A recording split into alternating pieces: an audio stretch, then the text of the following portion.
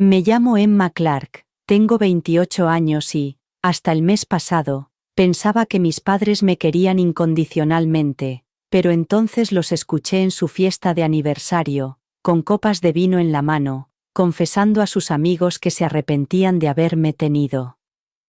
Si no hubiéramos tenido a Emma, nuestras vidas habrían sido muy diferentes, dijo mi padre con un suspiro, mientras mi madre asentía con la cabeza. Se me derrumbó el mundo en silencio. No les enfrenté ni monté una escena, solo hice las maletas cuando no miraban y me fui, pero dejé deliberadamente mi diario de la infancia antes de marcharme. Antes de contaros lo que pasó después, dejad un comentario para decirme dónde veis esto, dale al botón de me gusta, y suscríbete para acompañarme en este emotivo viaje. Desde que tengo uso de razón, había sido una hija dedicada, la que había moldeado toda su vida para que mis padres se sintieran orgullosos. Mi casa de la infancia, en los suburbios de Connecticut, era perfecta por fuera, valla blanca, setos bien recortados y fotos familiares en todas las paredes. Crecí creyendo que éramos la familia estadounidense ideal, de las que se ven en esos anuncios navideños cursis en los que todos se reúnen alrededor de un pavo perfectamente asado mientras suena música de fondo. Mi padre era un contable respetado en una empresa local y mi madre, profesora de tercer curso en la escuela primaria, ubicada a solo 3 manzanas de distancia. Asistían a todos los eventos escolares, aplaudían más fuerte en mis recitales de piano y parecían genuinamente interesados en mi felicidad. Al menos, eso es lo que pensé durante casi 3 décadas. Mi relación con ellos parecía sólida, basada en el respeto mutuo y el amor. Cuando me gradué en el instituto como la mejor alumna de mi promoción, se notaba en sus rostros el orgullo que sentían. Me abrazaron con fuerza después de mi discurso y mi padre me susurró: «Estamos muy orgullosos de ti, Emma». Esas palabras se convirtieron en mi brújula, guiando todas las decisiones importantes que tomé después. Elegí estudiar enfermería porque mi madre había mencionado una vez lo noble que era la profesión, a pesar de que mi profesora de arte del instituto, la señora Winters, me había llamado aparte en mi último año con una noticia que me cambió la vida. «Emma, te han ofrecido una beca completa para la Escuela de Diseño de Rhode Island. Es una oportunidad increíble». La carta de aceptación llegó mientras mis padres estaban en el trabajo y me quedé mirándola durante horas, trazando el logotipo en relieve con los dedos e imaginando una vida rodeada de lienzos y creatividad. Sin embargo, cuando lo mencioné durante la cena, mi padre respondió con un ligero: «El arte es un hobby maravilloso, Emma, pero no es una carrera estable, solo queremos que estés segura». Mamá se inclinó sobre la mesa y me acarició la mano. «La enfermería requeriría tu compasión, siempre has sido una chica muy cariñosa». Así que rechacé la beca y me matriculé en la escuela de enfermería. La carta de aceptación fue a parar a mi diario, entre las páginas que documentaban mi sacrificio, junto con una margarita prensada del ramo de despedida de la señora Winters. Se había quedado desconsolada cuando le conté mi decisión. Destacaba en la escuela de enfermería, dedicándome con determinación, si no con pasión, a las clases de anatomía y a las prácticas clínicas. Tras graduarme, podría haber conseguido un puesto en el Hospital General de Massachusetts, en Boston, una oportunidad que mis compañeros envidiaban, pero mis padres mencionaron lo vacía que se sentiría la casa sin mí, así que volví a casa y acepté un trabajo en el hospital infantil local. Durante 6 años construí mi carrera como enfermera pediátrica, y encontré una alegría genuina en ayudar a mis pequeños pacientes. A pesar de que ese no era el camino que había elegido, Reservaba un rincón en mi habitación para pintar acuarelas durante el escaso tiempo libre que tenía entre turno y turno en el hospital. Mi mejor amiga, Tara, no entendía mis decisiones. Emma, tienes 28 años, sigues viviendo con tus padres y trabajas en un hospital a 10 minutos de la casa de tu infancia, me dijo durante nuestra cita para tomar café la primavera pasada. ¿Cuándo vas a vivir para ti? Mientras removía mi café con leche, observaba cómo la canela formaba dibujos. Me han dado todo. ¿Está tan mal querer estar ahí para ellos? Tara me lanzó una mirada que mezclaba lástima con frustración. Hay una diferencia entre estar ahí para alguien y sacrificar toda tu vida por ellos. Yo había cambiado de tema. Mi hermano Michael no había tomado las mismas decisiones. Se había mudado a Alemania justo después de la universidad para dedicarse a su carrera de ingeniería con determinación. Llamaba en vacaciones y enviaba regalos exóticos, pero rara vez visitaba a mamá y a papá. Ellos nunca se quejaban, pero yo notaba que mamá se entretenía con sus ocasionales postales y que papá mencionaba casualmente los logros de Michael a los vecinos. Yo compensaba la ausencia de Michael estando siempre presente. Me ocupaba de sus papeles de impuestos, llevaba a mamá al médico, ayudaba a papá a cuidar el jardín. Cuando se acercaba su 30º aniversario, me sumergí en los preparativos con mi habitual minuciosidad. Coordiné con sus amigos una fiesta sorpresa en el jardín, encargué una tarta personalizada con el diseño de su boda, y pasé semanas planeando en secreto el regalo perfecto, un viaje familiar a Italia, el destino que siempre habían soñado visitar. Llevaba 3 años ahorrando, haciendo turnos extra y recortando gastos personales. El sobre con los 3 billetes, envuelto y escondido en mi armario, estaba listo para ser entregado en el momento perfecto.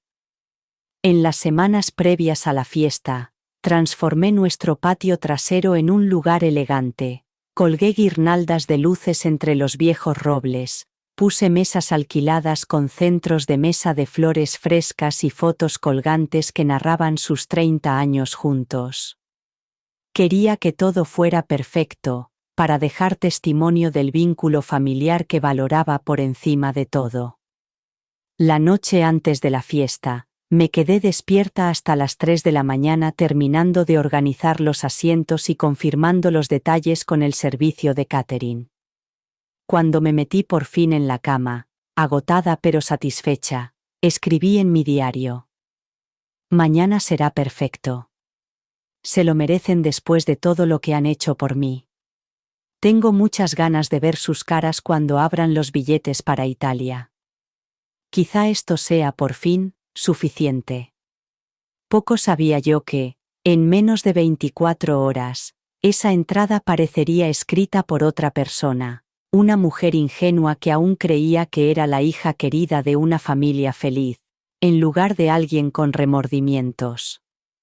Llegó el día de la fiesta de aniversario con un tiempo perfecto de principios de verano. El sol se filtraba a través de los arces de nuestro jardín trasero y creaba patrones moteados sobre los inmaculados manteles blancos. Los invitados comenzaron a llegar a las 4 con regalos envueltos en papel plateado y compartiendo historias sobre los primeros días de Robert y Linda juntos. Yo iba y venía entre la cocina y el jardín, comprobando el catering, refrescando las bebidas y asegurándome de que todos tuvieran lo que necesitaban. Mamá estaba radiante con su vestido azul y su cabello plateado peinado con elegancia, mientras papá se erguía con su mejor traje, saludando a viejos amigos con cordiales apretones de manos. Hacia las 6, justo cuando la hora dorada lo bañaba todo con una luz cálida, hice tintinear una cuchara contra mi copa, y propuse un brindis por los 30 años que nos habían mostrado al resto lo que era el amor. Ojalá tengamos la suerte de construir lo que vosotros habéis construido, dije, levantando mi copa de champán hacia mis padres. Todos aplaudieron mientras mis padres se daban un beso, y, en ese momento, rodeados de gente que los quería, parecían genuinamente felices. Después de la cena, mientras los invitados charlaban y disfrutaban del postre, me dirigí a la cocina para preparar la tarta de aniversario para su gran presentación. A través de la ventana, vi a mis padres sentados con sus amigos más cercanos, los Harrison y los Baker, en la glorieta de nuestro jardín. Estaban riendo con copas de whisky caro en la mano, el mismo que papá guardaba para ocasiones especiales. Estaba a punto de darme la vuelta cuando oí mi nombre, lo que me hizo detenerme en seco. Emma es una hija maravillosa, decía la señora Harrison. Los dos tenéis mucha suerte de que se haya quedado aquí. Nuestros hijos se dispersaron por todo el país en cuanto se graduaron. Hubo una pausa y luego la voz de mi padre se relajó, quizá por el whisky y la nostalgia de la velada, y respondió con un tono que nunca le había oído antes. A veces me pregunto si Emma lo estropeó todo, si fui sincera. Si no la hubiéramos tenido, podríamos haber aceptado esos puestos en California. Linda podría haber terminado su doctorado. Mis manos se congelaron sobre la caja de la tarta, cuando oí claramente la voz de mi madre a través de la ventana abierta. ¿Te acuerdas de aquella oferta de la escuela internacional en Suiza? Teníamos todo preparado para irnos cuando me di cuenta de que estaba embarazada. Suspiró con un sonido tan melancólico que me dio ganas de encogerme el estómago. A veces me pregunto cómo habrían sido nuestras vidas. Odio decirlo, pero hay días en los que yo también me arrepiento. La caja de pasteles se me resbaló de las manos, que se habían quedado entumecidas, y cayó al suelo de la cocina formando un desastre de glaseado y porcelana rota. Apenas me di cuenta de que me zumbaban los oídos por la crueldad casual de sus palabras. La incómoda risa del señor Baker rompió el silencio. Vamos, no lo dices en serio. Emma es una chica encantadora. Por supuesto que lo es, respondió papá rápidamente. La queremos mucho, pero se puede querer a alguien y reconocer que ha cambiado tu vida. Antes de que ella llegara, teníamos planes muy diferentes, añadió mamá en voz baja. Éramos tan jóvenes, 24 años, teníamos el mundo a nuestros pies, y de repente, nos vimos atados a una hipoteca en Connecticut, construyendo la vida estable que necesita un niño. Mi visión se nubló cuando las lágrimas comenzaron a correr por mis mejillas. Me quedé paralizada, incapaz de alejarme de la ventana, y así continuó la conversación mientras me sometía a más revelaciones dolorosas. Y entonces, cuando llegó Michael, ya era demasiado tarde para cambiar de rumbo. Pero al menos está viviendo una vida aventurera en algún lugar, continuó papá. Por eso nunca presionamos a Emma para que se mudara, explicó mamá. De alguna manera, después de todo, me parecía mal alejarla cuando ella quería estar cerca. La terrible ironía de la situación me abrumó. Me había quedado por ellos, pensando que me querían cerca, mientras que ellos me habían permitido quedarme por obligación, quizá resentidos por mi presencia todo ese tiempo. Todos los sacrificios y todos los caminos alternativos que había abandonado habían sido para complacer a unos padres que me veían como la encarnación humana de sus sueños frustrados. Me alejé tambaleando de la ventana, y apenas llegué al baño antes de que los sollozos me invadieran. Los recuerdos volvieron a mi mente recontextualizándose con brutal claridad. La sonrisa forzada de mamá cuando anuncié que había rechazado el puesto en Boston para quedarme en la zona. el asentimiento distraído de papá cuando mencioné que renunciaba a mi beca de arte, la forma en que apoyaron con entusiasmo la decisión de Micaela de mudarse al extranjero, mientras me animaban a quedarme en nuestra ciudad natal todos estos años. Habían interpretado su comportamiento como agradecimiento por mi presencia, cuando tal vez había sido resignación, o peor aún, obligación. Me quedé mirando mi reflejo en el espejo del baño, con el rímel corriendo por mis mejillas enrojecidas, y vi a una extraña mirándome. ¿Quién era yo más allá de ser la hermosa hija de Robert y Linda? ¿Qué partes de mí había silenciado para mantener su aprobación, y cómo podía seguir viviendo en su casa, comiendo frente a ellos, sabiendo que yo representaba el mayor arrepentimiento de su vida? Cuando salí del baño, con la cara lavada y la compostura recuperada a duras penas, la fiesta continuaba a mi alrededor. Pasé las horas restantes sirviendo mecánicamente el pastel que había salvado apresuradamente, aceptando los cumplidos por mi organización, y sonriendo hasta que me dolieron las mejillas. Mamá y papá seguían ajenos a mi colapso interior, aceptando felicitaciones y recordando sus 3 décadas juntos. Cuando el último invitado se marchó, alrededor de medianoche, mi madre me abrazó con fuerza. Todo ha sido precioso, Emma. Gracias por todo tu esfuerzo. Le devolví el abrazo con rigidez, preguntándome si podía sentir que algo fundamental había cambiado entre nosotras. Te lo mereces, le respondí, con las palabras atascadas en la garganta, al darme cuenta de que los billetes para Italia permanecerían para siempre en mi armario, como símbolo de mi devoción por una dinámica familiar que nunca había existido realmente. Esa noche escribí en mi diario hasta el amanecer, desahogándome y volcando décadas de sentimientos reprimidos, y documentando la terrible revelación que había destrozado mi comprensión del lugar que ocupaba en mi familia. No me escapaba la amarga ironía. Había renunciado a todo para ser la hija perfecta de unos padres que lo habían dado todo por mí y ninguno de los dos acababa de ser feliz. La semana siguiente a la fiesta de aniversario transcurrió en una extraña neblina de distanciamiento.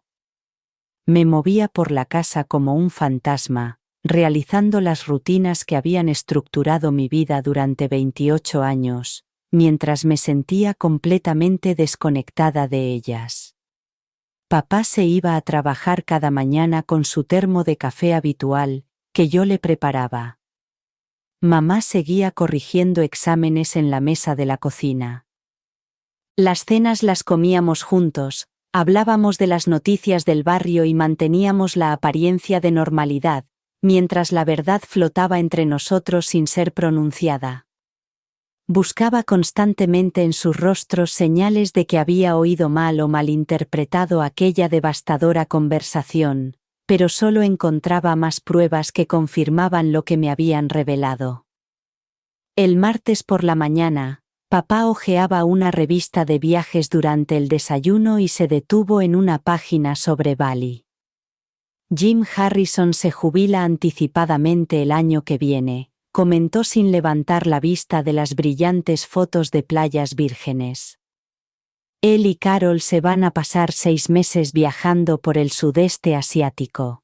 Su voz denotaba una envidia inconfundible. Debe de ser estupendo tener esa libertad a su edad. Removí mi avena en silencio, escuchando lo que no se decía, la libertad que habrían tenido sin mí. Esa noche, mamá mencionó el reciente ascenso de su compañera de habitación a decana de la universidad. Siempre fue brillante, dijo mamá con la mirada perdida. Las dos fuimos aceptadas en el programa de doctorado, ya sabes, la vida da tantos giros. Su sonrisa parecía frágil mientras me daba una palmadita en la mano, pero todos tomamos nuestras decisiones. El jueves no pude más durante mi descanso para almorzar en el hospital, Llamé a un agente inmobiliario y concerté una cita para ver apartamentos esa noche. La agente Dayan me mostró un pequeño apartamento de un dormitorio en una casa victoriana renovada al otro lado de la ciudad, cerca del hospital y, lo que es más importante, a 15 minutos de la casa de mis padres. El apartamento no tenía nada de especial, paredes de color crema, electrodomésticos estándar y ventanas que daban a un modesto patio, pero, mientras estaba de pie en la sala de estar vacía, sentí que algo se rompía dentro de mí, una pequeña fisura de posibilidad.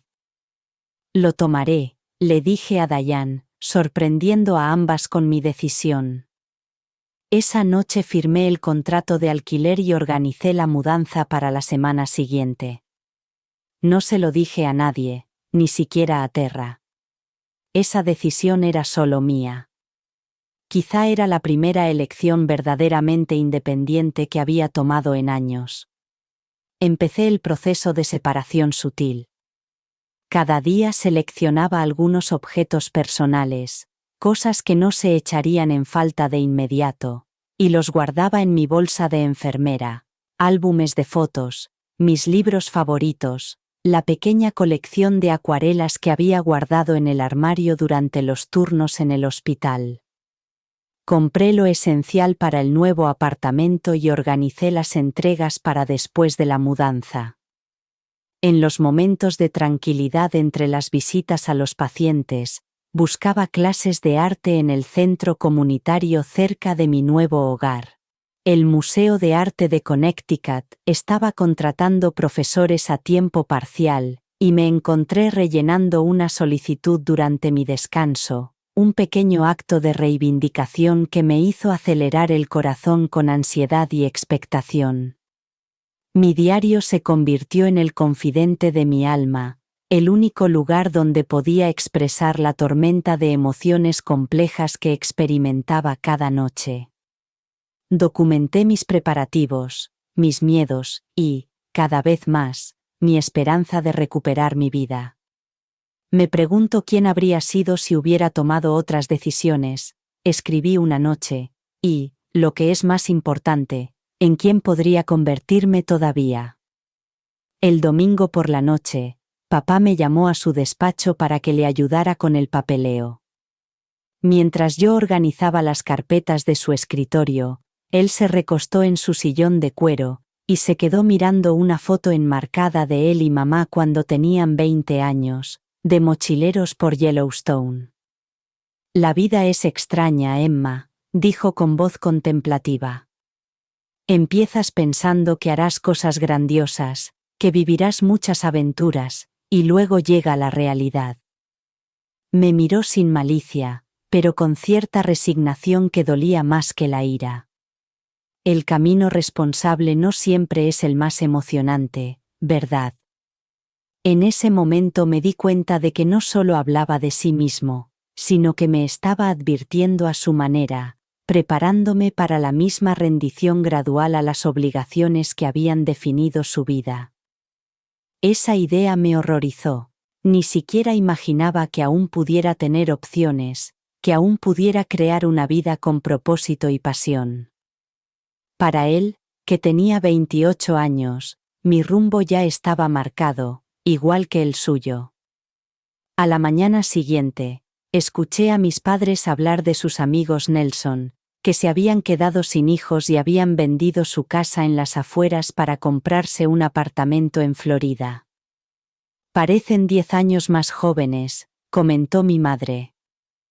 Janice dijo que es muy tranquilo tener la casa para ellos solos y poder ir y venir cuando les apetece. Papá asintió con la cabeza. Supongo que es algo por lo que ilusionarse. Mamá. Se rió suavemente. Algún día la casa estará tranquila y podremos convertir la habitación de Emma en el estudio que siempre has querido. No eran crueles a propósito, no sabían que yo estaba escuchando desde el pasillo. Sabían que lo estaba haciendo, con la mano apretada contra la boca para silenciar mi respiración. Simplemente expresaban pensamientos que creían privados y revelaban la verdad que ocultaban cuidadosamente cuando yo estaba presente. Estaban soportando pacientemente mi presencia continuada en su casa, sin apreciarla. Esa noche tomé una decisión definitiva. Mientras mis padres estaban en su partida semanal de bridge, bajé las cajas del ático y, buscando entre los recuerdos de mi infancia con una nueva perspectiva, encontré unas tarjetas de cartulina que había hecho en la escuela primaria. La mejor mamá del mundo. Mamá y papá número 1, decoradas con purpurina y dibujos infantiles, los premios académicos que había ganado buscando desesperadamente su aprobación, los trofeos de participación de fútbol, un deporte que odiaba, pero que seguía practicando porque mi padre era el entrenador del equipo. En el fondo de la última caja lo encontré, la carta oficial de la Escuela de Diseño de Rhode Island en la que me ofrecían la beca completa que había rechazado. Junto a ella había una nota personal de la señora Winters. Emma, tu talento es un don que merece ser cultivado. Esta oportunidad solo se presenta una vez en la vida. Decidas lo que decidas, nunca dejes de crear belleza en este mundo. Apreté la carta contra mi pecho, mientras las lágrimas corrían por mi rostro, lamentando la vida alternativa a la que había renunciado sin comprender plenamente el coste. Al amanecer del día siguiente, metí lo que me quedaba en 2 maletas y escribí una última entrada en mi diario, las palabras más sinceras que jamás había plasmado en sus páginas, dejando al descubierto las revelaciones, el dolor y mi tímida esperanza de curación y separación. Con mucho cuidado, dejé el diario sobre mi cama perfectamente hecha, junto al sobre que contenía los billetes para Italia que nunca les daría. La casa estaba en silencio mientras llevaba las maletas al coche. Mis padres no se despertarían hasta dentro de 1 hora, y no se darían cuenta de mi ausencia, hasta que encontraran mi habitación infantil vacía de objetos personales, con el diario como única explicación. Mientras salía del camino de entrada y veía la casa alejarse por el retrovisor, sentí una compleja mezcla de desamor y liberación. Por primera vez en mi vida, estaba eligiendo mi propio camino, aunque me aterrorizara el destino que éste pudiera traerme. La noche antes de mi partida silenciosa, sentí atracción por el trastero del ático, donde se conservaban cuidadosamente cajas con recuerdos de mi infancia. Mis padres habían salido a cenar con sus amigos de la universidad, lo que me daba varias horas sin interrupciones para enfrentarme a las pruebas físicas de mi historia con ellos.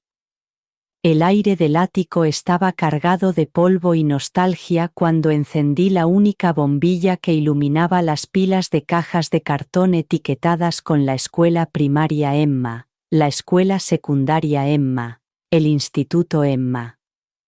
Con las manos temblorosas, despegué la cinta amarillenta de la primera caja, y descubrí capas de mi pasado cuidadosamente archivadas en su interior. Boletines de notas con sobresalientes, cada uno con comentarios orgullosos de los profesores. Emma es una alumna modelo, Emma muestra un potencial excepcional, y Emma supera con creces las expectativas. Entre los elogios académicos había creaciones de cartulina, tarjetas del Día de la Madre decoradas con purpurina en exceso, y marcapáginas del Día del Padre con una letra temblorosa que proclamaban: «Te quiero hasta la luna y más allá». Recorrí con el dedo mi letra infantil, recordando lo desesperadamente que quería que esos sencillos regalos fueran suficientes para ser digna de su amor. Más al fondo de la caja, descubrí un trabajo de 4º curso titulado Mis héroes, con ilustraciones a lápiz de mis padres. Había escrito: «Cuando sea mayor, quiero que mi madre y mi padre estén tan orgullosos de mí como yo lo estoy de ellos».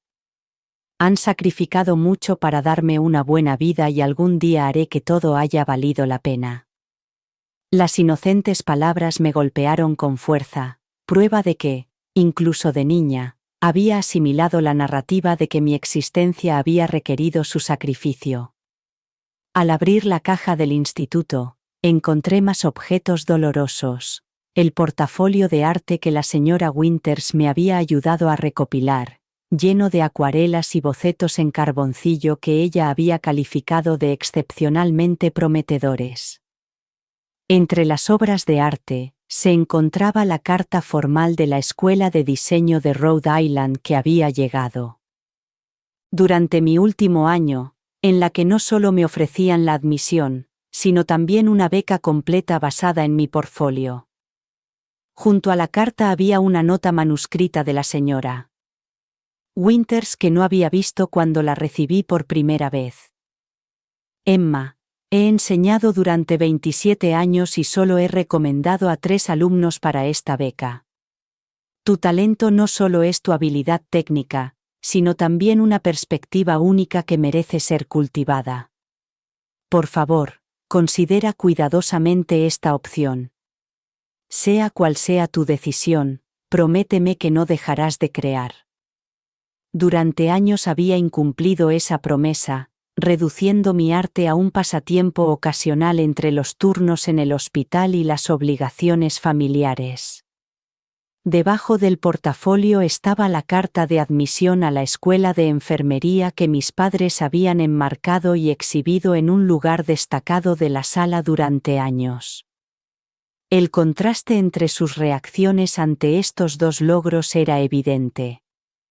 La última caja contenía recuerdos de mi graduación universitaria, en la que aparecía como la mejor alumna de la escuela de enfermería, fotos mías con toga y birrete, flanqueada por mis padres radiantes, y el diario que me habían regalado como regalo de graduación, con la inscripción, para recordar el comienzo de tu viaje hacia la edad adulta.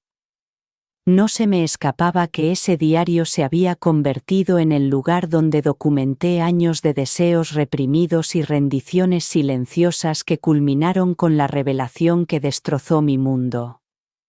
Mientras reemplazaba cuidadosamente estos artefactos de mi vida curada, un proyecto de arte de la guardería llamó mi atención.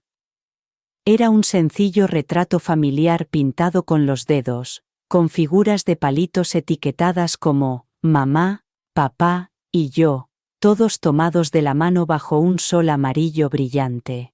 Mi yo de 5 años había añadido una cuarta figura a un lado, explicándole a mi profesora que estaba reservando espacio para mi futuro hermano o hermana. Incluso entonces intuía que faltaba algo en nuestra familia, una conexión vital o alegría que podrían aportar más hijos. El nacimiento de Michael, 3 años después, completó la imagen familiar, pero creó una nueva dinámica que solo ahora empezaba a comprender. Cuando bajé del ático con los brazos cargados de objetos que no podía dejar atrás, mi resolución se había cristalizado. No podía seguir viviendo como la encarnación física de los. Cada día, en su presencia, se reforzaba la idea de que mi mera existencia había descarrilado sus vidas. El sutil resentimiento que ahora reconocía en sus comentarios casuales y en sus recuerdos nostálgicos estaba envenenando lentamente cualquier amor genuino que pudiera existir entre nosotros. A la mañana siguiente, mis padres se fueron a trabajar y nuestra rutina habitual permaneció intacta. Mi padre aceptó la taza de café para llevar que le había preparado, y mi madre me recordó que teníamos que comprar leche. Ninguno de los dos notó nada extraño en mi expresión. En cuanto salieron del camino de entrada, me moví con eficiencia, llevando mis maletas cuidadosamente preparadas al coche, y echando un último vistazo a mi habitación para asegurarme de que no me había dejado nada esencial. La habitación parecía inquietantemente intacta, la cama perfectamente hecha con la colcha de flores que había tenido desde el instituto, las estanterías ordenadas por autor, los títulos de enfermería enmarcados en la pared. Solo las fotografías que faltaban y los objetos personales delataban mi inminente partida. Coloqué mi diario deliberadamente en el centro de la cama, con su gastada cubierta de cuero que contenía años de mis pensamientos más íntimos, mis miedos, y, ahora, mi explicación para marcharme. Junto a él, dejé el sobre con los billetes de Italia que había comprado para su regalo de aniversario, billetes que nunca se usarían. Mi última entrada ocupaba varias páginas, comenzando por la devastadora conversación que había escuchado, y retrocediendo a través de los años de sacrificios que había hecho buscando una aprobación que ahora entendía que tal vez nunca habría obtenido. Escribí sobre la beca de arte que había rechazado, el puesto en Boston que había rechazado, las ofertas de apartamento de amigos que había rechazado, todo para seguir siendo la hermosa hija de unos padres que tal vez hubieran preferido liberarse de la responsabilidad que yo representaba. Documenté de la manera más dolorosa la lenta comprensión de que había construido toda mi identidad en torno a ser lo que ellos necesitaban, en lugar de descubrir quién podría haber sido de otra manera. Sin embargo, entre el dolor y la ira, mis palabras también transmitían comprensión. No culpo por tener estos sentimientos, escribí hacia el final. No podemos controlar nuestras emociones, solo nuestras acciones, y tus acciones, fueran cuales fueran tus pensamientos privados, fueron los de unos padres dedicados que me dieron estabilidad, educación y amor dentro de sus posibilidades. Pero yo necesito descubrir quién es Emma fuera de ser vuestra hija, fuera de compensar los sueños a los que renunciasteis cuando llegué a vuestras vidas. Quizás en la separación todos podamos encontrar algo que he estado echando de menos. Mientras dejaba las llaves de casa en la encimera de la cocina, una extraña calma se apoderó de mí. No habría ninguna confrontación dramática, ni acusaciones acaloradas lanzadas a través de la mesa, solo la dignidad silenciosa de alejarme de una dinámica que nos había atrofiado a todos de diferentes maneras.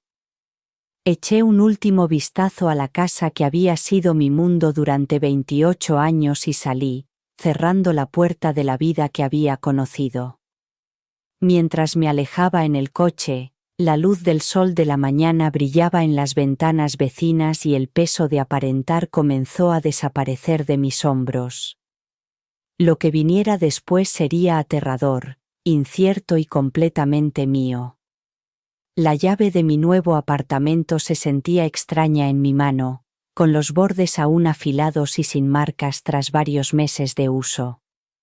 Mis pasos resonaban en el suelo de madera desnuda mientras llevaba las maletas. El vacío del espacio era intimidante y estimulante a la vez. Este pequeño apartamento de una habitación, con sus paredes color vainilla y su cocina anticuada, representaba mi primer espacio completamente mío, elegido sin tener en cuenta las preferencias o necesidades de nadie más. Pasé ese primer día en un torbellino de actividades prácticas. Recibí el somier y el colchón que había pedido a toda prisa, desempaqueté mis escasas pertenencias, y hice listas de lo que aún necesitaba. Las tareas físicas mantuvieron a raya la abrumadora emoción, y me permitieron centrarme en los problemas inmediatos en lugar de en el cambio radical que suponía el cambio de vida. Al caer la tarde, el agotamiento me golpeó como una ola física. Me senté con las piernas cruzadas en mi nuevo colchón, comiendo comida china directamente del envase, cuando mi teléfono comenzó a vibrar con llamadas entrantes. Mamá, papá, mamá otra vez. Los mensajes de texto se sucedieron rápidamente. Emma, ¿dónde estás? Llámanos inmediatamente. Estamos muy preocupados. ¿Qué está pasando? Silencié el teléfono y seguí comiendo metódicamente. Cada bocado era un pequeño acto de supervivencia. Habían encontrado el diario, sabían exactamente dónde estaba y por qué me había ido. La urgencia de sus mensajes sugería que no esperaban consecuencias por sus revelaciones, que no habían imaginado que su hija perfecta pudiera salirse del papel que había interpretado durante 28 años. Las llamadas continuaron durante toda la noche y hasta la mañana siguiente, cada vez más exigentes. Finalmente, envié un breve mensaje antes de mi turno en el hospital. Estoy bien, necesito espacio, por favor, respétenlo. Cuando salí de un turno de 12 horas en el hospital infantil, encontré 17 llamadas perdidas y un mensaje de voz de mi padre en el que oscilaba entre la ira y la perplejidad. Emma Jean Clark, no sé a qué juego estás jugando, pero tu madre está fuera de sí. Sea lo que crees haber oído, está claro que lo has entendido mal. Esperamos que vuelvas a casa esta noche para aclarar este disparate. El tono autoritario, tan familiar desde mi infancia, ya no tenía el mismo peso. Borré el mensaje sin responder, y conduje hasta el centro comunitario, donde me había inscrito en una clase de acuarela de 2 horas los miércoles por la noche. Me dejé llevar por el simple placer de ver cómo el pigmento florecía sobre el papel húmedo, creando algo puramente por el placer de crear. La profesora, una mujer mayor llamada Gabriela, con el pelo plateado y los vaqueros salpicados de pintura, se detuvo detrás de mi silla. «Has hecho esto antes», observó, estudiando mi paisaje. Hay memoria muscular en esos trazos de pincel. Levanté la vista hacia ella, sorprendida por las lágrimas que de repente empañaban mi visión. Hace toda una vida, admití. Ella me apretó suavemente el hombro. Bienvenida de vuelta. Esas 3 palabras me acompañaron a casa, una bendición para el viaje que había comenzado. Los días transcurrieron con un ritmo nuevo y extraño. Turnos en el hospital, clases de arte, comidas en soledad mientras leía libros. Siempre había querido entablar conversaciones tentativas con los vecinos de mi edificio. Los mensajes de mis padres se hicieron menos frecuentes, pero más calculados, pasando de las exigencias a la culpa. La presión arterial de papá preocupa al médico. La casa está muy vacía sin ti. Siempre hemos sido una familia muy unida. ¿Qué pensará la gente? Mantuve un contacto mínimo, respondiendo solo para confirmar que seguía estando bien, negándome a entrar en discusiones sustantivas hasta que me sentí lo suficientemente sólida en mi nueva realidad como para participar sin volver a caer en los viejos patrones. Surgió una conexión inesperada con mi vecina de enfrente, Dorothy, una profesora de literatura jubilada de unos 70 años. Una tarde me vio luchando con las bolsas de la compra, e insistió en ayudarme a pesar de sus manos artríticas. «Te he visto entrar y salir», me dijo con naturalidad mientras dejaba una bolsa en la encimera. Ver a una joven sola, trabajando en turnos en el hospital, me recuerda a mí misma a tu edad. Algo en su mirada directa, libre de juicios o expectativas, abrió una puerta en mi interior. Antes de darme cuenta, estábamos sentadas en la pequeña mesa de mi cocina, compartiendo las galletas de limón que había traído, mientras yo le contaba la historia de mi marcha. Dorothy escuchaba sin interrumpir, con las manos curtidas ahuecadas alrededor de la taza de té. Cuando terminé, asintió pensativa. «Las familias son ecosistemas complicados», dijo. «A veces, una planta necesita un suelo diferente para florecer de verdad, incluso cuando hay amor en el jardín original».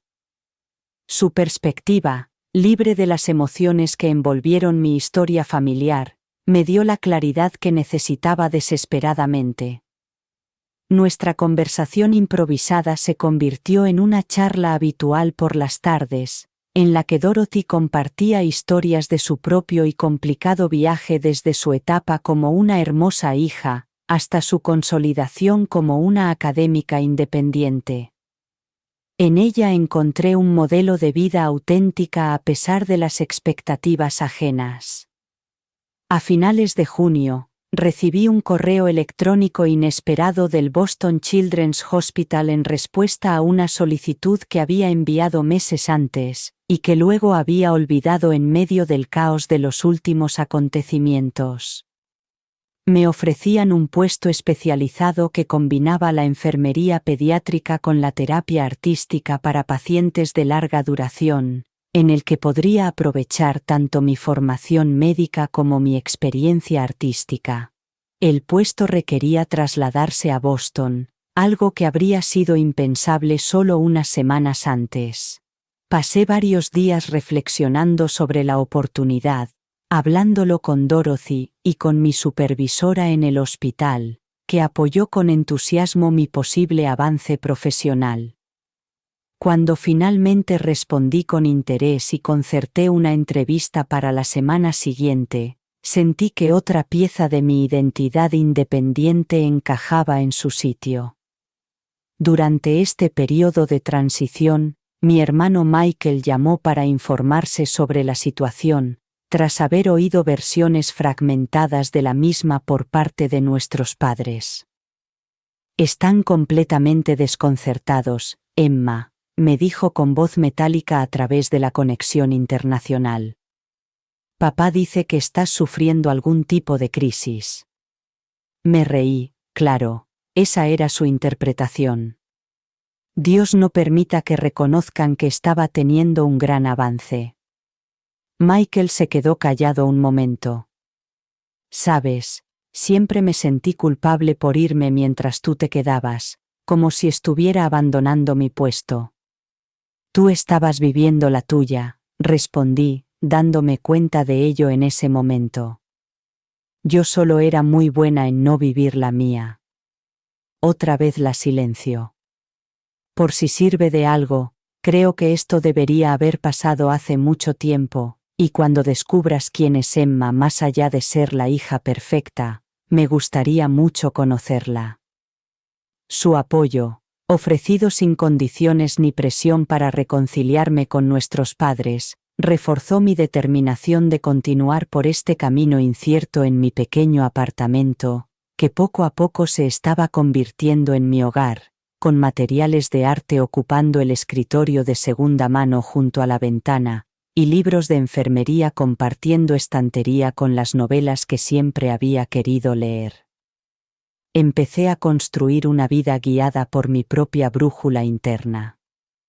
La mujer que emergía del caparazón de la hija perfecta aún estaba tomando forma, con sus contornos indefinidos, pero cada vez más auténticos.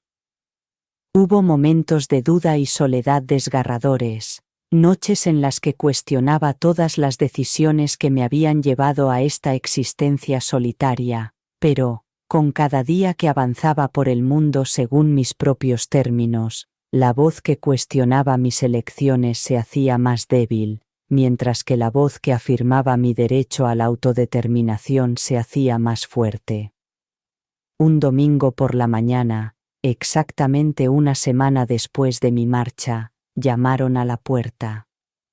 Estaba en la pequeña mesa de mi cocina, dibujando la vista desde la ventana mientras tomaba un café, cuando oí unos golpes secos e insistentes en mi apartamento.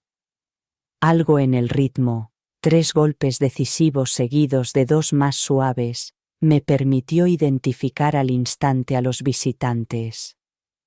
Papá había llamado así a la puerta de mi habitación durante toda mi infancia. Mi corazón latía con fuerza contra mis costillas mientras me acercaba a la puerta, con el pulso palpitante en las muñecas y la garganta. A través de la mirilla, los vi de pie, incómodos en el pasillo. Mamá agarraba su bolso con las manos blancas. La cara de papá tenía esa expresión severa que me aterrorizaba en la adolescencia. Por un momento, Pensé en fingir que no estaba en casa para evitar la confrontación hasta sentirme más preparada, pero recordé las palabras de Dorothy de la noche anterior. Evitarlo solo pospone lo inevitable, mientras le das tiempo para crecer en tu imaginación. Abrí la puerta y la abrí de inmediato, sorprendida por lo pequeños que parecían mis padres, de alguna manera menos imponentes que las figuras que habían dominado toda mi existencia.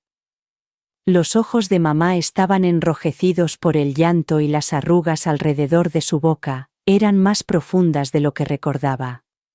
Papá también parecía más viejo, la incertidumbre suavizaba su postura autoritaria habitual.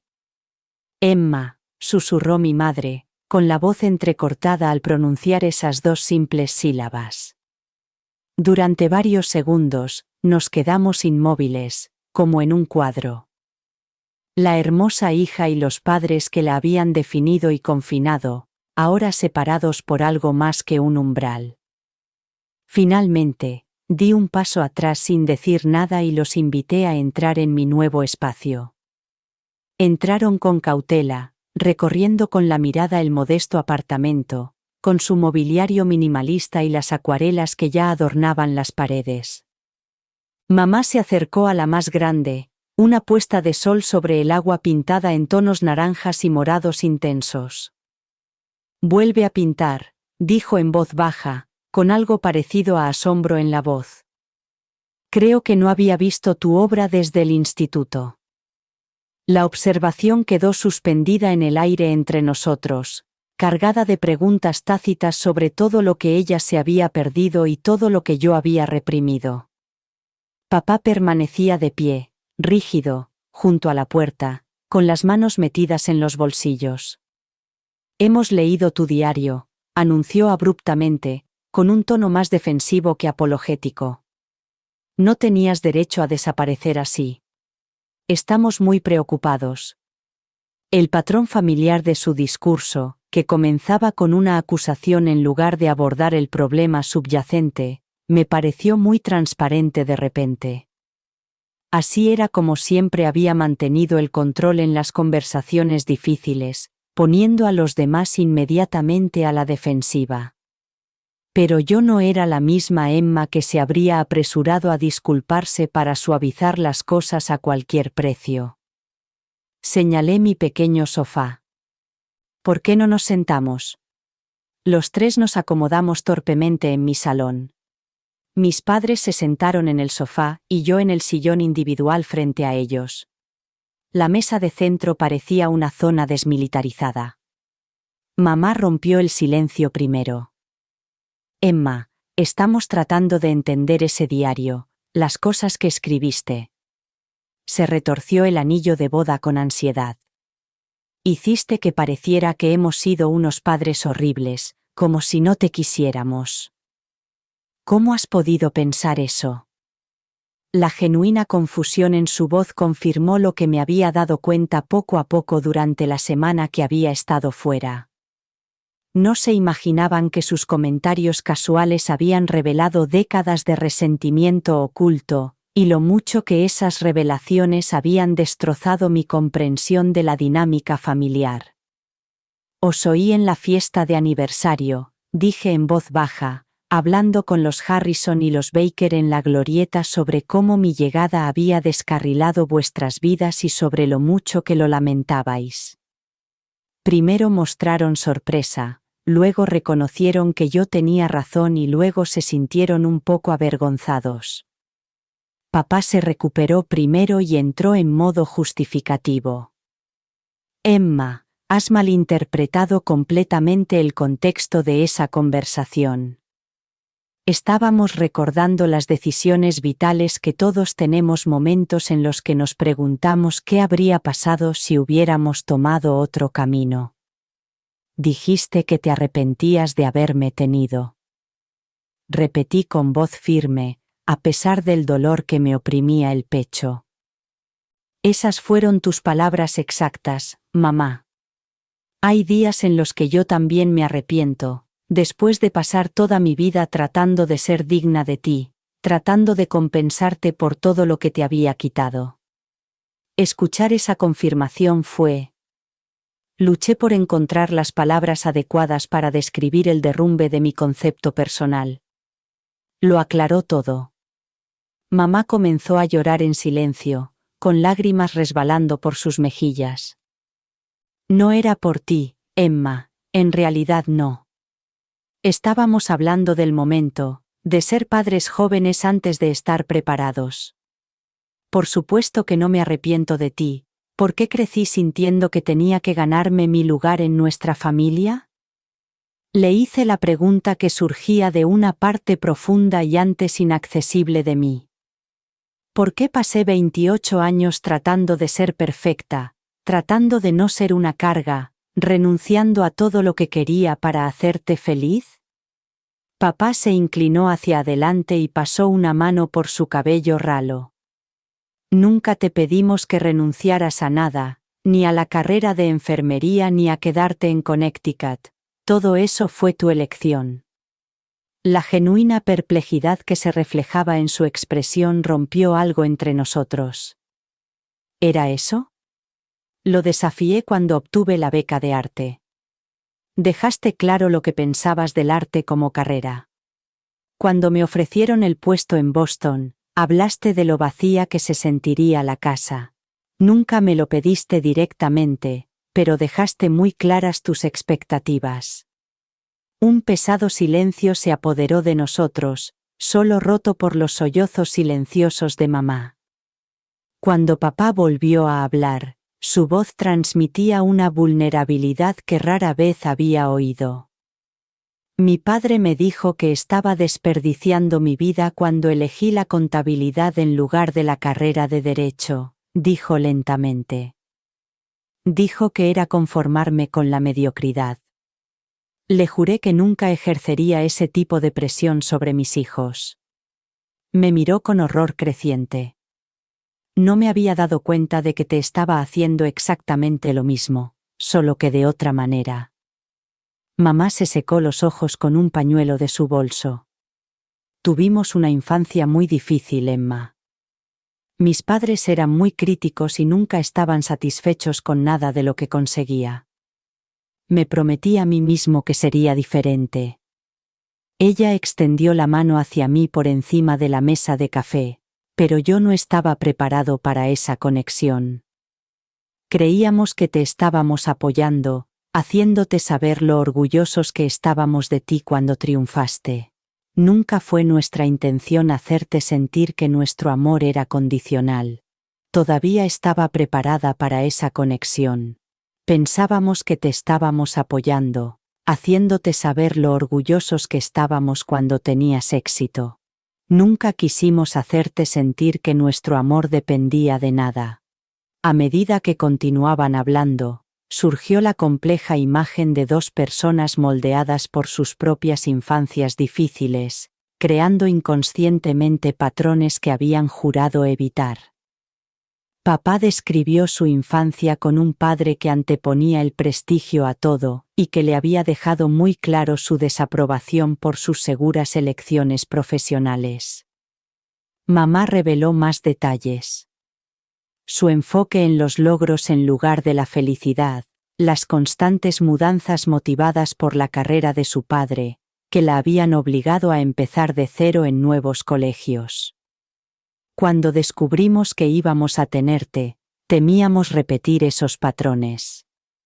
Mamá explicó que queríamos estabilidad y seguridad, todo lo que nosotros no habíamos tenido. Quizás nos excedimos. Nos centramos demasiado en crear el entorno familiar perfecto. Por primera vez, vi a mis padres no como las autoridades omniscientes de mi infancia, sino como personas imperfectas que hacían lo mejor que podían con las herramientas emocionales de las que disponían. Eso no borró el dolor de sus revelaciones ni justificó mis años de autorrepresión, pero me ofreció un contexto que hasta entonces había pasado por alto. Necesito que entendáis algo, dije finalmente, mirándoles directamente a los ojos. No me voy para castigaros, me voy porque necesito descubrir quién soy fuera de ser vuestra hija. Necesito tomar decisiones basadas en mis propios deseos, no en lo que creo que os hará sentir orgullosos o felices. Papá empezó a interrumpirme, pero mamá le puso una mano en el brazo para impedirlo, algo que nunca antes había hecho. Continué. Estoy tomando decisiones que no están filtradas por el prisma de vuestra aprobación. Es aterrador y emocionante, y necesito mi espacio para hacerlo. No os estoy excluyendo de mi vida, pero nuestra relación tiene que cambiar. Es aterrador y emocionante, y necesito espacio para hacerlo. No os estoy excluyendo de mi vida, pero nuestra relación tiene que cambiar. 2 horas después, cuando se marcharon, aún no habíamos llegado a ninguna solución clara. Las fracturas de nuestra familia no se reparan en una sola conversación, pero algo había cambiado en nuestra forma de entendernos.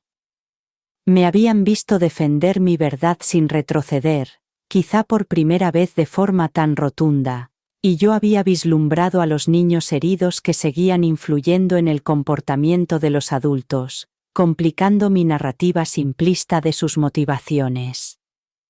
Mientras cerraba la puerta a sus espaldas y los veía a través de la ventana caminar lentamente hacia su coche, sentí la curiosa ligereza que produce decir verdades largamente guardadas. Habíamos comenzado el doloroso trabajo de vernos claramente, un primer paso necesario para lo que pudiera llegar a ser nuestra relación. 6 meses después de marcharme de la casa de mi infancia, me paré en la ventana de mi apartamento de Boston, y vi cómo la nieve de principios de diciembre cubría el paisaje urbano. La vista aún era lo suficientemente novedosa como para cautivarme. Los históricos edificios de ladrillo rojo contrastaban con los modernos rascacielos, y el río Charles, una cinta plateada en la distancia, era muy diferente del familiar paisaje suburbano de mi ciudad natal, en Connecticut. Mi apartamento había cobrado vida a mi alrededor, reflejando la persona en la que me estaba convirtiendo, en lugar de la que había dejado atrás. Las acuarelas y los bocetos al carboncillo adornaban las paredes que antes estaban reservadas para los títulos de enfermería y las fotografías familiares. Los materiales de arte ocupaban el escritorio de la esquina, donde la luz de la mañana era más intensa, mientras que las revistas médicas compartían espacio en la estantería con volúmenes de historia del arte y novelas que siempre había querido leer. La transición no había sido fácil. Mi primer mes en el Boston Children's Hospital de Boston había sido abrumador. El enfoque especializado que combinaba la enfermería pediátrica con la terapia artística para pacientes de larga estancia, me empujaba más allá de mi zona de confort, de una manera a la vez desafiante y gratificante. Había llorado en los baños entre sesiones, cuestionándome mis cualificaciones y mi derecho a reinventarme de tal manera, pero poco a poco, a medida que los jóvenes pacientes respondían a las salidas creativas que les ofrecía y mis colegas me pedían mi opinión sobre los casos, surgió una nueva confianza profesional que sustituyó a la competencia basada en la gente que había caracterizado mi carrera anterior. Mi transformación personal fue aún más compleja. El primer Acción de Gracias en solitario fue especialmente difícil, ya que lo pasé con un grupo de compañeros del hospital en lugar de con la rutina familiar a la que había llamado hogar esa noche. La conversación fue forzada y cautelosa. Todos estábamos explorando el nuevo terreno de nuestra relación desde el enfrentamiento en mi apartamento de Connecticut. La comunicación con mis padres se había convertido en llamadas telefónicas semanales, cautelosas y consideradas, algo que nunca antes habíamos hecho. Mamá había empezado a enviarme pequeños paquetes con miel local del mercado de agricultores, recortes de periódicos sobre exposiciones en Boston que pensaba que me podrían interesar, e incluso una vez, un juego de acuarelas profesionales con una nota que decía simplemente: «Estas me han hecho pensar en ti».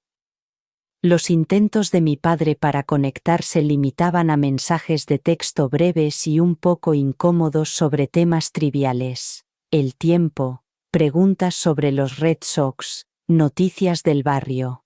Ninguno de los dos mencionó mi regreso a casa ni me presionó para que los visitara, respetando los límites que había establecido a principios de octubre. Entonces recibí un correo electrónico inesperado de mi hermano Michael, en el que anunciaba su traslado temporal a una empresa de ingeniería de Boston para un proyecto de 3 meses. «Pensé que podríamos tomar ese café del que llevamos años hablando», escribió. Esta vez, la conversación fluyó cara a cara. Nuestro primer encuentro en una cafetería cerca del Fenway Park había sido titubeante. Ambos éramos inseguros y llevábamos años hablando. «Esta vez en persona», escribió. Nuestra primera reunión en una cafetería cerca del Fenway Park había sido provisional. Ambos éramos inseguros sobre cómo relacionarnos fuera de la estructura familiar que siempre había definido nuestras interacciones, pero tras la incomodidad inicial, la conversación fluyó con más naturalidad de lo que ninguno de los dos esperaba. «Siempre te he envidiado», confesó mientras tomaba su segundo espresso.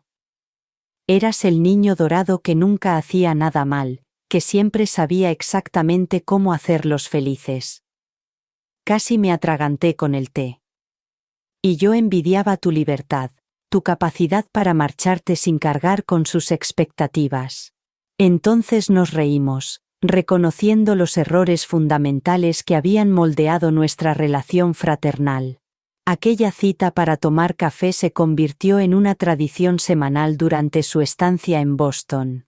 En cada conversación, descubríamos otra capa de la historia familiar, y reexaminábamos los recuerdos de la infancia desde la perspectiva de la edad adulta. Michael me había ofrecido una visión inesperada sobre la reacción de nuestros padres ante mi marcha.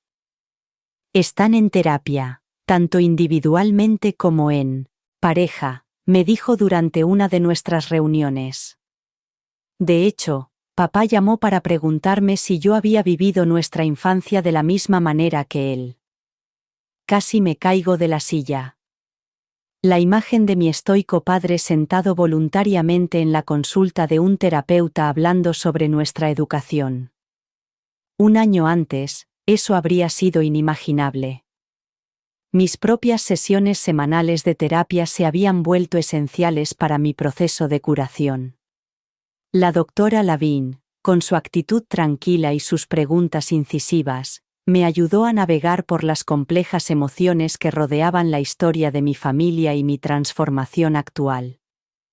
El perdón no significa olvidar ni excusar, sino liberarse de la expectativa de que el pasado podría haber sido diferente.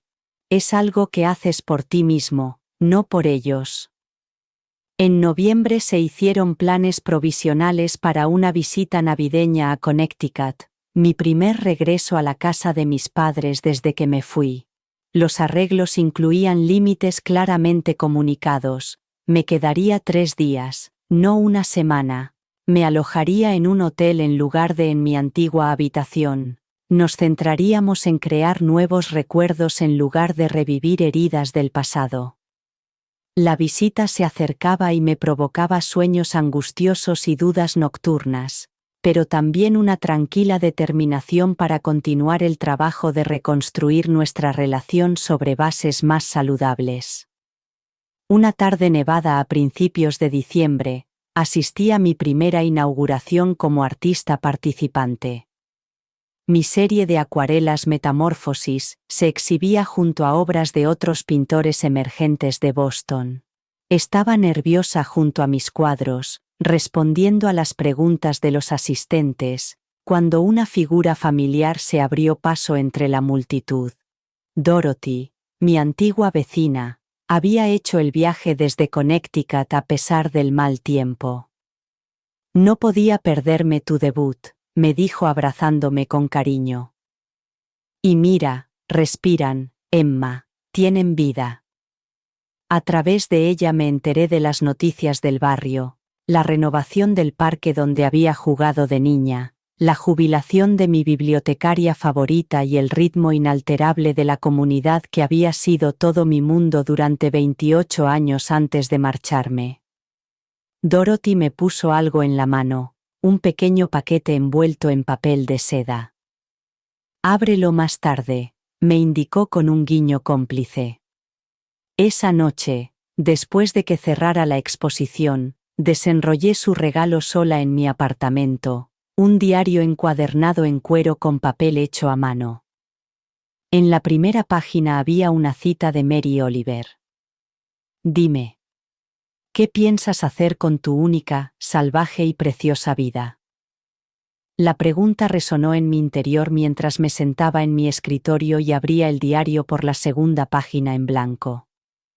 Empecé a escribir una carta a mi yo más joven, a la hermosa hija que había renunciado a sus sueños para ganarse un amor que ya poseía. Eres suficiente, escribí. Tu valor no se mide por tus logros o sacrificios. Mereces ocupar un lugar en este mundo sin sentirte culpable. Mientras la nieve seguía cayendo fuera de mi ventana, transformando la ciudad en un tranquilo país de las maravillas, me encontré reflexionando sobre el tortuoso camino que me había llevado hasta allí. Las palabras descuidadas de mis padres habían iniciado un despertar doloroso, pero necesario, que me había hecho perder la identidad a la que me aferraba con tanta fuerza. Estaba descubriendo a la persona que se escondía detrás de la actuación, con toda su autenticidad desordenada, su pasión creativa y su dura sabiduría. El viaje no había terminado, quizá nunca lo hiciera. Habría conversaciones difíciles por delante, momentos de recaída en viejos patrones y el trabajo continuo de establecer y mantener límites saludables, pero, sentada en mi apartamento, rodeada de pruebas de mi yo emergente, sentí una profunda gratitud por el doloroso catalizador que me había obligado a reclamar mi única, salvaje y preciosa vida. Mientras me preparo para compartir esta historia con vosotros, me pregunto cuántos de vosotros os habéis enfrentado a revelaciones similares o a puntos de inflexión dolorosos que, en última instancia, os han llevado al crecimiento. ¿Habéis experimentado el difícil pero liberador proceso de establecer límites con la familia? Me encantaría conocer vuestras historias en los comentarios. Si esto os ha resonado, por favor, dadle al botón de me gusta, y suscribíos para acompañarme en más historias de sanación y transformación.